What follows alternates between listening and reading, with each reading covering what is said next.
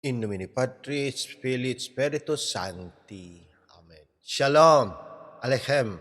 Magandang umaga sa ating lahat, saan man panig ng buong mundo, mga nakikinig at nanonood ngayon.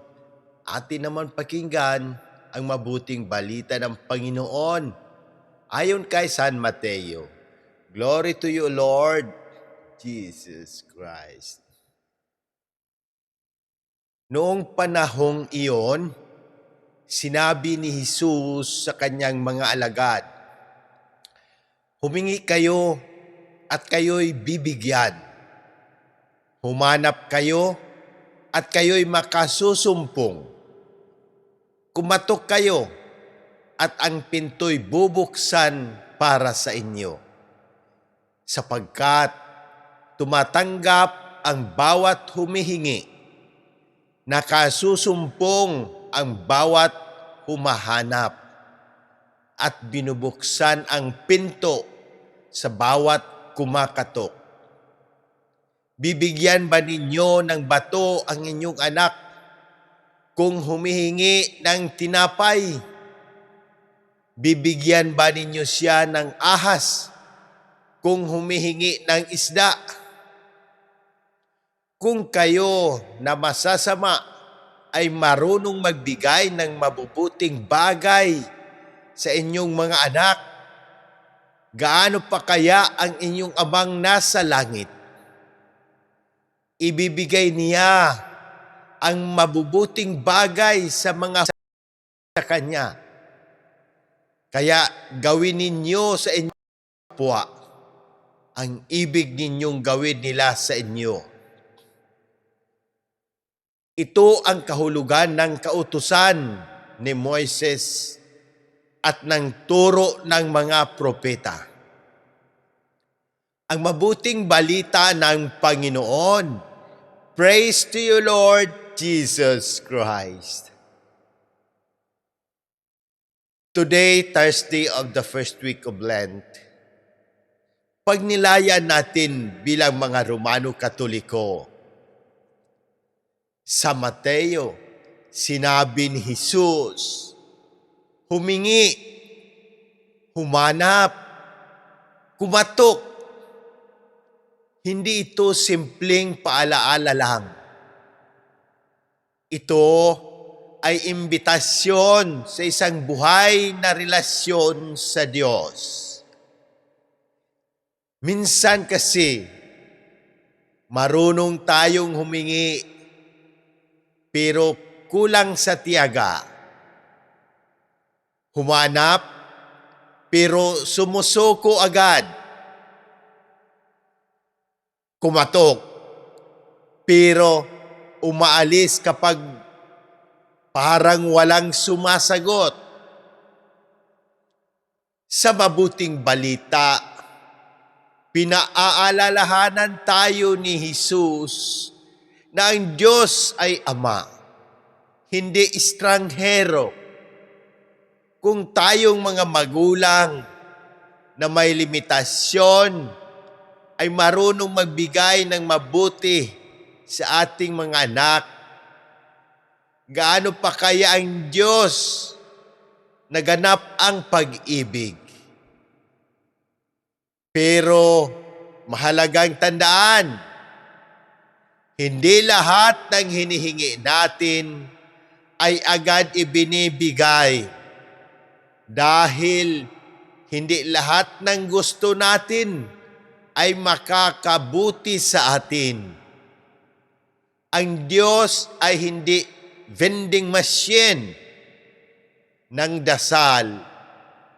Siya ay Ama na marunong maghintay ng tamang oras. Isang halimbawa sa ating buhay, may isang taong matagal nang nagdarasal para sa pagaling, pero tila walang pagbabago. Ang tanong, hindi ba siya pinakikinggan ng Diyos? Ang sagot, pinakikinggan, pero maaaring mas malalim ang kanyang ibinibigay.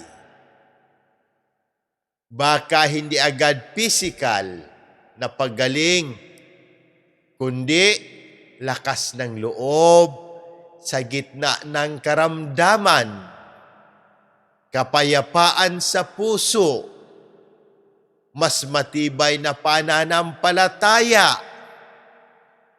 o pagmamahalan ng pamilya na mas lalong tumitibay.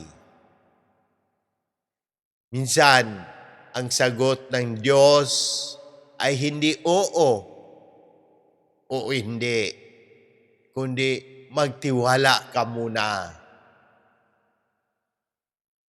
Ano ang tamang gawin bilang mga Romano Katoliko ngayon?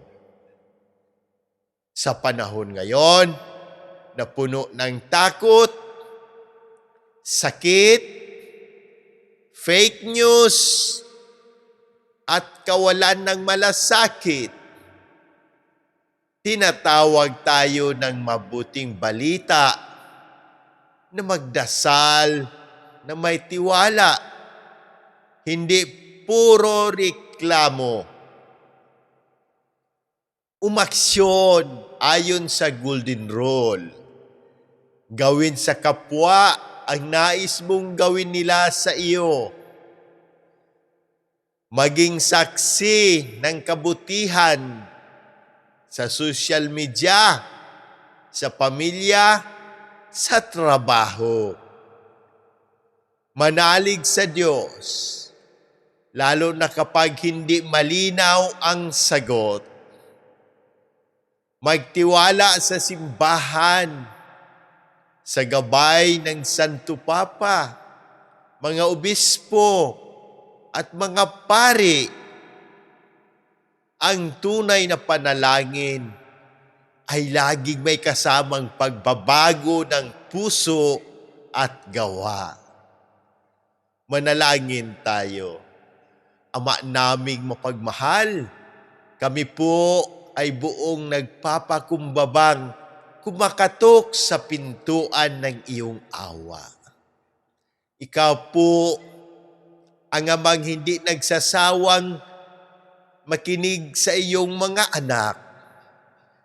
Ipinagkakatiwala po namin sa iyo ang lahat na may karamdaman, lalo na ang agarang pagaling ni na Monsignor Ismael, Padre Arnel, Padre Ayan, Padre Lorenzo Boots, Padre Cesar, Padre Boy, Raul, Jonah, Rachel Kay, Adela, Fatima, Raymond Lawrence, Faith, Rino, Rochelle, Irene, Joel, at ang aming buong pamilya.